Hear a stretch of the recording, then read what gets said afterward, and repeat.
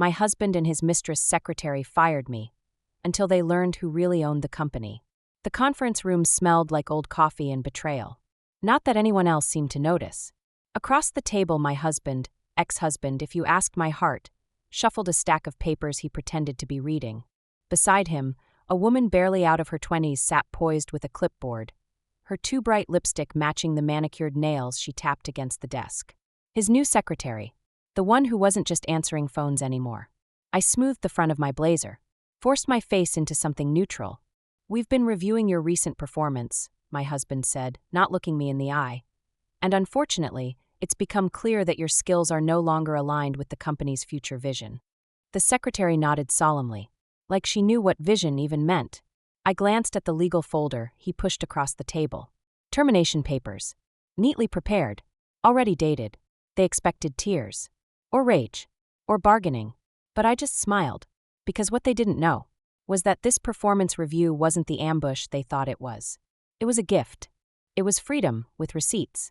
I reached for the folder slowly, giving the room one last look. The company logo etched into the glass door. The conference table I picked out 3 years ago when we could barely afford IKEA. The framed Best in Tech award hanging crooked on the wall, one I had campaigned to win.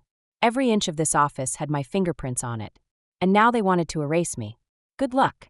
Thank you for your candor," I said smoothly, sliding the folder toward me. The secretary blinked.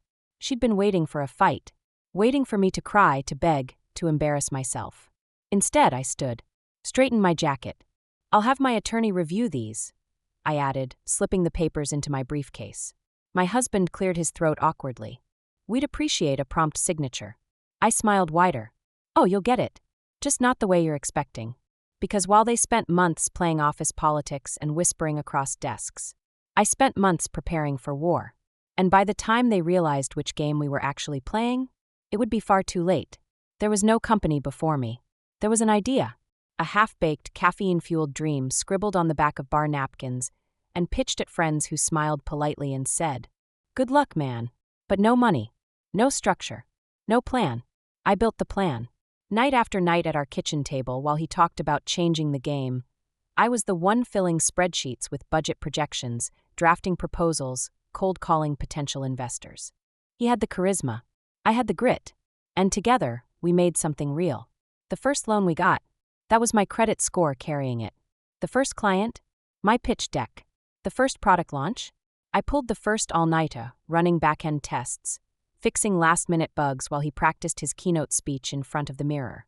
I wasn't listed as a co-founder, because he said, "It's just easier for branding, babe. Investors like a simple story." I wasn't on the original ownership documents, because he said, "Once we're off the ground, we'll restructure everything."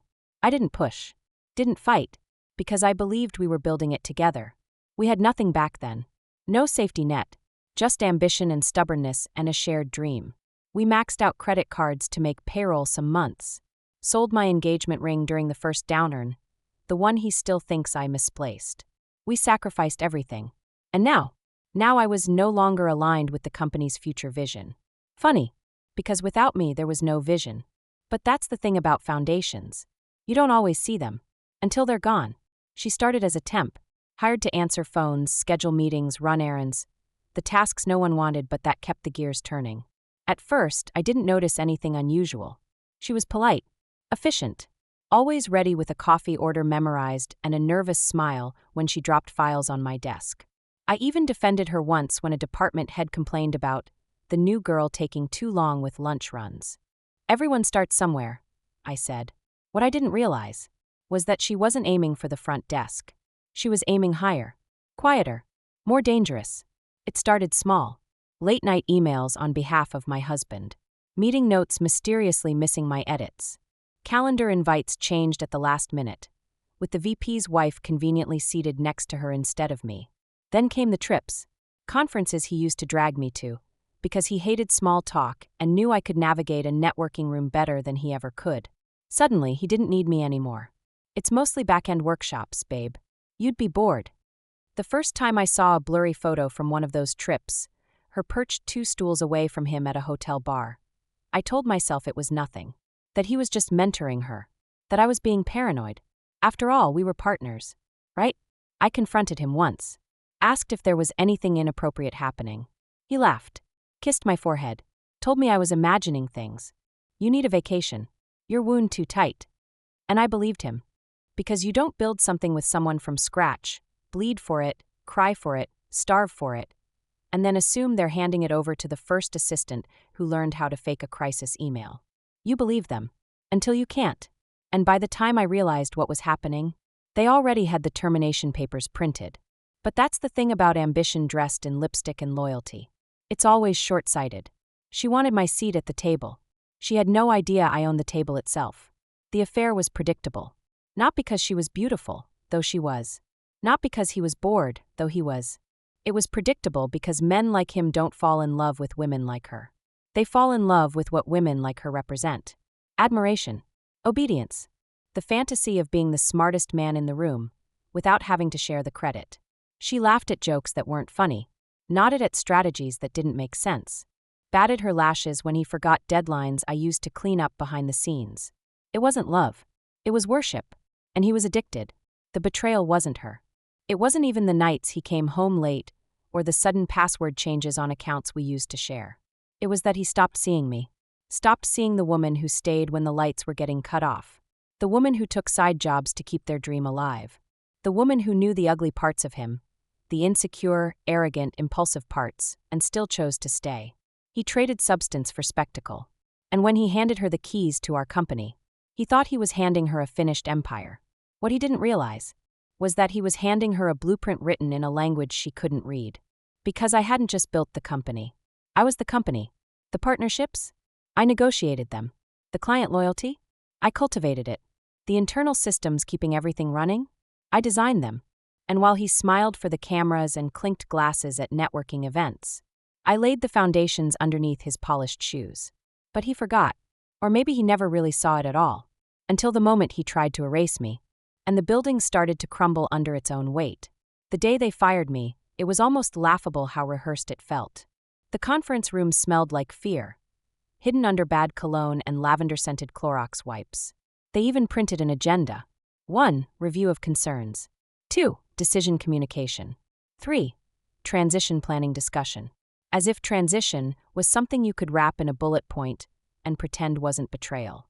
The secretary, no, the mistress, handed me a packet like it was a party favor. My husband cleared his throat. We really value everything you've done, but moving forward, we're streamlining leadership. It's about efficiency. Efficiency. Sure. Because when you've got a new toy to show off, trimming the old one makes things easier. He couldn't even meet my eyes when he said it. I didn't ask questions. Didn't argue. Didn't give them the satisfaction of seeing me flinch. Instead, I opened the folder and scanned the documents inside. Termination clause. Severance offer. Mutual non-disparagement agreement. All carefully crafted by lawyers who thought they were smarter than me. What they didn't realize was that I wasn't leaving empty-handed. 3 years ago, during one of our desperate cash flow periods, I personally negotiated a restructuring. In exchange for covering a critical payroll shortfall with my own personal line of credit, I was granted a silent 49% ownership stake. In writing, not under his name, not through the company, through a private agreement filed and sealed with a holding company he never even asked about again. Because he thought the paperwork was boring. Because he trusted me to handle the details. Because he assumed, like he always did, that I would never use it against him. He wasn't wrong. Until he was. I slid the packet closed. Folded my hands neatly over it. Thank you for your transparency, I said, voice calm. The secretary smiled like she'd just won prom queen. My husband exhaled in relief. I stood, tucked the folder into my briefcase. Straightened my jacket. I'll be in touch, I said. And I meant it. Just not the way they thought. The second the elevator doors closed behind me, I smiled for real. Not the strained, polite curve of the lips they expected. A full, dangerous smile. Because while they were busy handing me termination papers, I had paperwork of my own. I drove straight to my attorney's office. Elaine was already waiting. Files open, coffee brewed, sleeves rolled up like we were about to go to battle. Because we were. You're sure you want to proceed? She asked. Oh, I'm sure, I said, sliding their severance packet across the table. She skimmed it quickly, lips twitching in amusement. They're treating you like a standard employee. No reference to shareholder rights. No IP separation. I shrugged. They think I'm just another line item. Elaine smiled grimly. Well, time to remind them you're the ledger. Within an hour, the first set of filings was ready. A formal notification to the board and investors. Change of beneficial ownership structure. Reassertion of voting rights based on her 49% silent stake. Notice of intellectual property oversight tied to her personal accounts. And a little cherry on top. A polite letter requesting an emergency shareholder meeting to discuss recent leadership transitions and potential breaches of fiduciary duty. The secretary turned mistress? She had no idea what fiduciary even meant. My husband? He would figure it out the hard way. Because he hadn't just fired an employee. He'd tried to erase a co-founder. And now, he was about to realize he didn't own the company. He rented it. And the landlord? Was done playing nice. Elaine slid the finalized documents into a FedEx envelope. They'll have it tomorrow morning. I signed. Perfect. I stood smoothing my blazer. Straightened my spine. And for the first time in months, maybe years, I felt weightless. Because survival was never my endgame. Ownership was. And soon, everyone would know it. The next few days were delicious. I stayed quiet. No angry emails. No cryptic Instagram posts. No middle-of-the-night phone calls demanding justice. Nothing. I let them think they won. I let them strut through the office, laughing a little too loudly.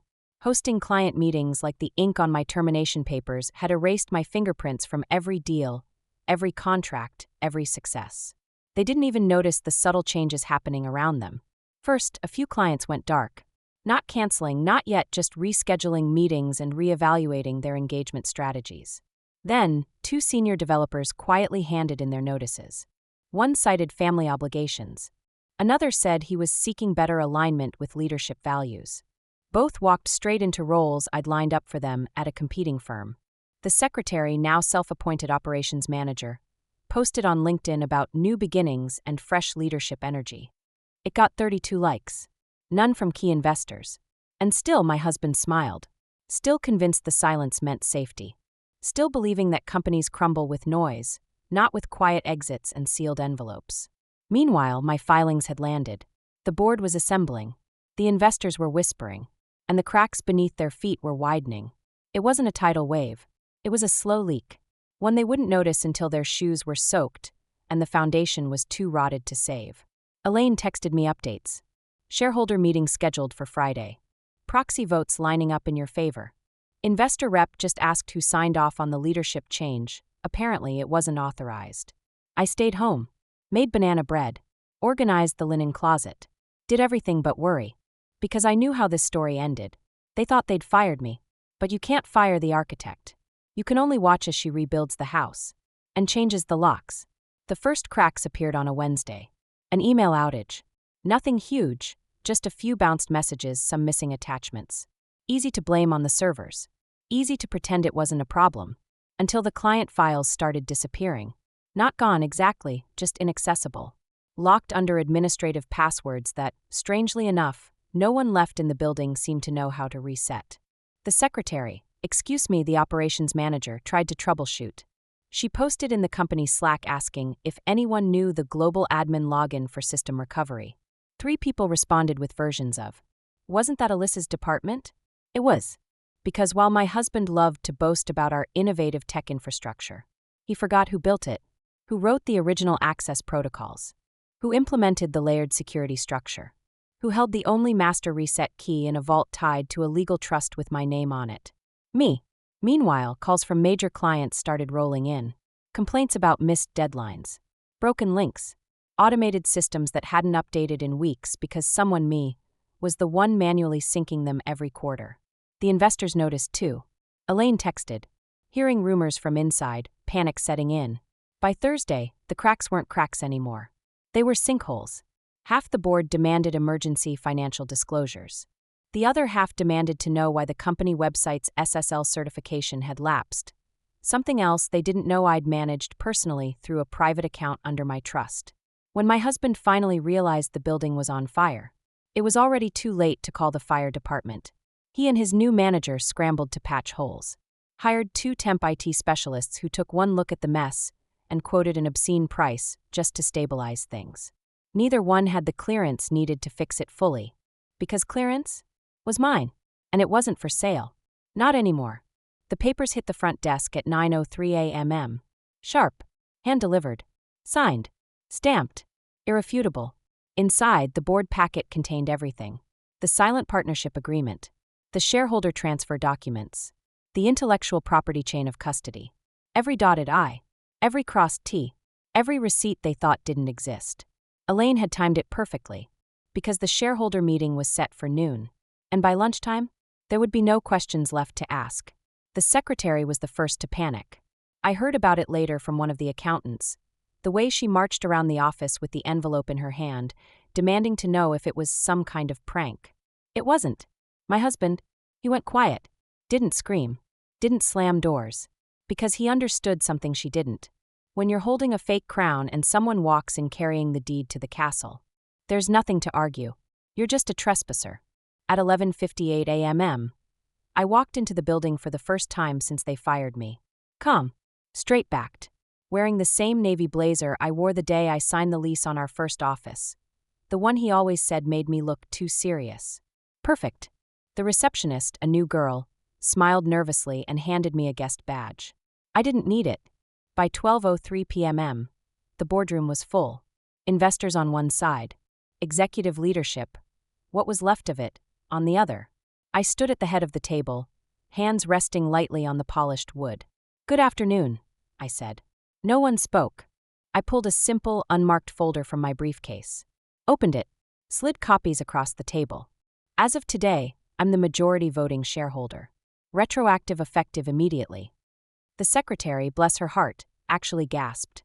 My husband closed his eyes for half a second, gathered himself, tried to play it cool. We'd be happy to discuss a transition plan. I smiled. Oh, there's no transition. I turned to the board chair. Motion to remove current CEO and dissolve executive authority pending restructuring. Seconded before he could even stand. Passed unanimously. Because loyalty? It's measured in percentages. And mine were bigger. They didn't even argue. Not really. Once the motion passed, the meeting shifted. From power struggle to damage control. The board members, most of them investors who barely remembered my name at last year's holiday party, suddenly had very sharp memories. They remembered the quarterly numbers, the client renewals, the stability that came from my work behind the scenes. And they remembered whose name was quietly listed under founding advisor in the original paperwork. Mine. The secretary shrank into her chair. Her clipboard sat forgotten in her lap. My husband, no, the former CEO, leaned back like he could will himself invisible. I didn't gloat, didn't yell, didn't make some triumphant speech about betrayal and loyalty and retribution. I didn't need to, because real power doesn't perform. It just shifts. I handed out a one-page transition outline. Direct. Clean. Already signed off by our corporate counsel. Interim leadership reassigned. Key clients personally contacted within 48 hours. Systems audits initiated immediately. No drama. No cruelty. Just business. The way it should have been all along. I looked across the table, straight at my husband. He opened his mouth to speak, maybe an apology, maybe a plea, but I held up a hand. "We'll be in touch regarding your severance." He nodded once. Swallowed whatever speech he had prepared. The secretary?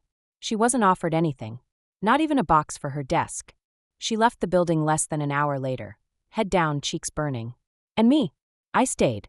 Walked the halls slowly. Let my heels echo against the polished floors I helped pay for. Watched as employees glanced up from their desks, recognition dawning. Not pity. Not awkwardness. Respect. Because when the foundation holds, the house stands long after the decorators are gone. The fallout was faster than even I expected. By Monday, half the leadership team had resigned. The ones who stayed, they sent cautious emails asking for updated reporting structures and revised strategic goals. Translation: where do we stand? And do we still have jobs?